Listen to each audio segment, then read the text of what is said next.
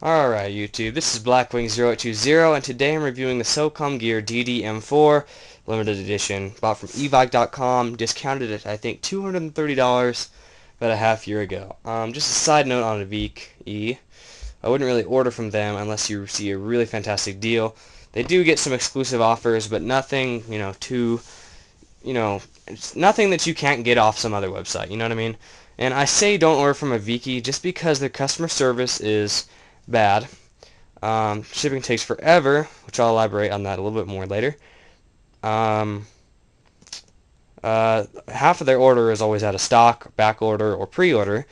That's the main reasons.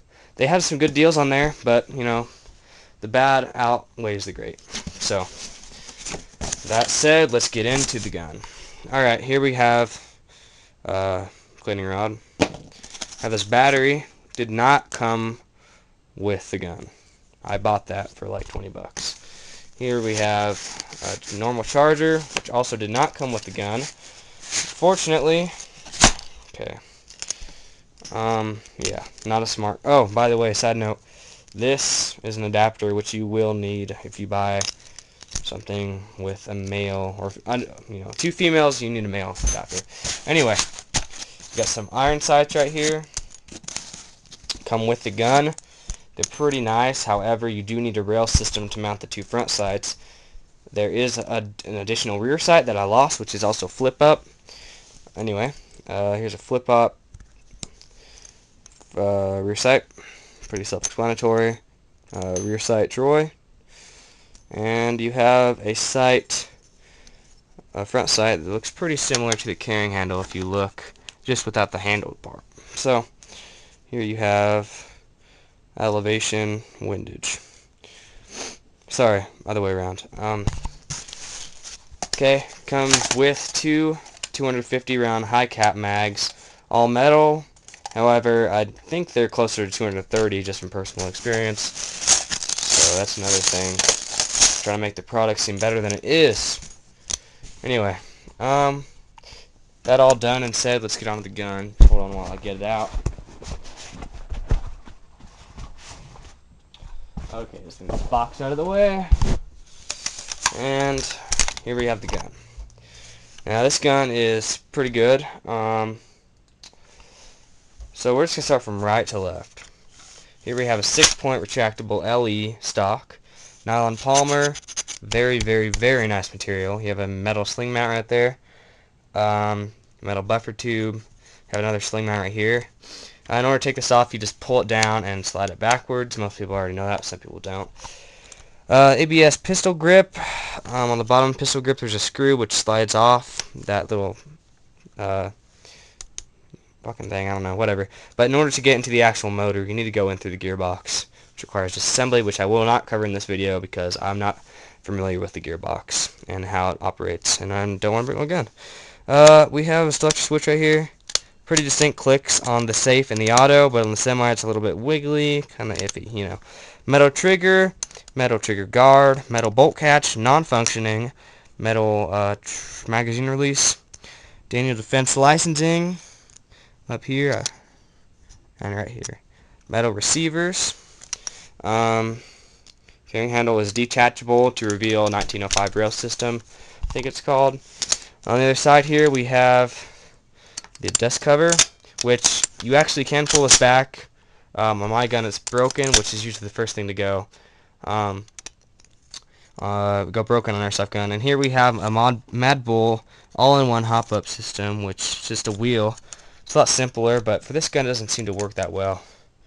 Either way, you don't get in the hop-up too much. So, metal mag release, and forward assist, non-functioning. See, there's a rails right there. Metal delta ring, metal triangle sight, metal barrel, metal flash hider that comes with the gun.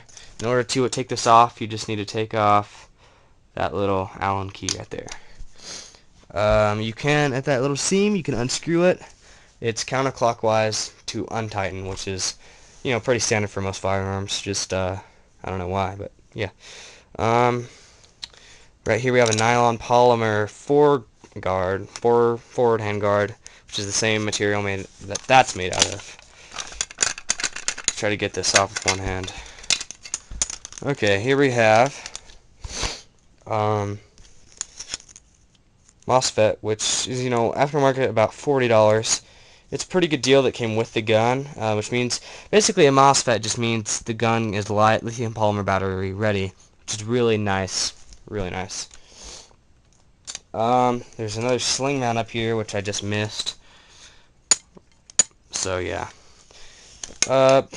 This gun is really good. It shoots about 410 feet per second, which any experienced airsofter will know that it doesn't matter how fast your FPS is.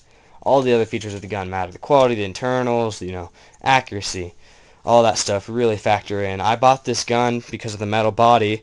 Just don't get me wrong, the internals are, fantastic for the price, just $230 with all of the extra shit.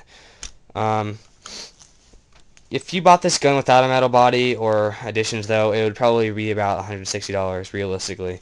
But, all the external and features are what makes it so, nice to have. It's just realistic, a plastic gun won't give you that realistic I'm in a war zone feeling, which you are playing airsoft, but, the point of airsoft is military simulation, so it's just nice to have a metal body. Let me think. Other notes. Okay. This gun for the price range, which is about 190 through 260, that's that sort of general, medium quality AEG. I'd probably give it a 7 or maybe a 7.5. If you're gonna buy a first gun, you could go with this one if you like the metal body. Otherwise, you should go for a GNP or GNG. I forgot honestly, GR15, because that already comes with a Mo carbine stock, Mo pistol grip, and a Mo, forward handguard. And those are all really nice. Not to mention you can mount, I think, 6 different positions on the Mo, where it has the top, the bottom left, bottom right, and maybe top left and top right. I'm not too sure though. I'm not very experienced with the Mo handguard.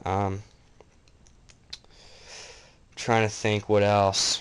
Oh, let's get into the battery a little bit. I mean, battery's self-explanatory. Here, just let me try to attach this shit again. Battery is just like every other battery in the world. You just shove it in that foregrip, and it'll just be there. Just like any other battery. So, here, let me try to record this. So, here you have your 2 connectors. Connect this battery right there. Ugh, shit is a pain in the ass sometimes. Okay, so then you just have it there. Flip the gun upside down. Put the batteries right there. And I tell you, this stuff is hard to do one-handed. Here, let me just set it down real quick. Slide the top in first. Top handguard.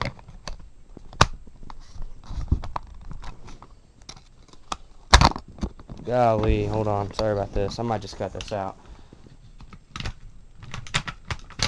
Fuck's sake. You know what? It doesn't really matter. This battery is charged, actually, so I could give you a firing demo. I'm about out of time, probably a minute, though, so it's just... Here's fully auto. Don't try that at home unless you know for sure that your barrel is clean, because you really don't want a BB ricocheting, off your dresser, to the wall, into your eye. Very dangerous. So always make sure, unloaded, clean barrel. There's not really a fail-safe way to check that on the airsoft gun, so you might just want to fire a sure shot at the ground. Hold on. It's like this. Make sure the barrel's clean. That's a pretty good fire rate. Shoots about 410 FPS, as I said earlier. You can lower the FPS if you need to, according to your local rules. All in all, this gun is pretty good, just for someone who wants a metal body and decent internals. I would recommend buying the Mad Bull. Forgot to mention, just real quick, this is the one that came with it. I'd recommend buying the Mad Bull all-in-one hop-up and a tie bore for this, as well as a Rail, RAS, Free Float, or Mo. Anyway, that's all for this review. This is Blackwing020. Thank you for watching, and have a good day.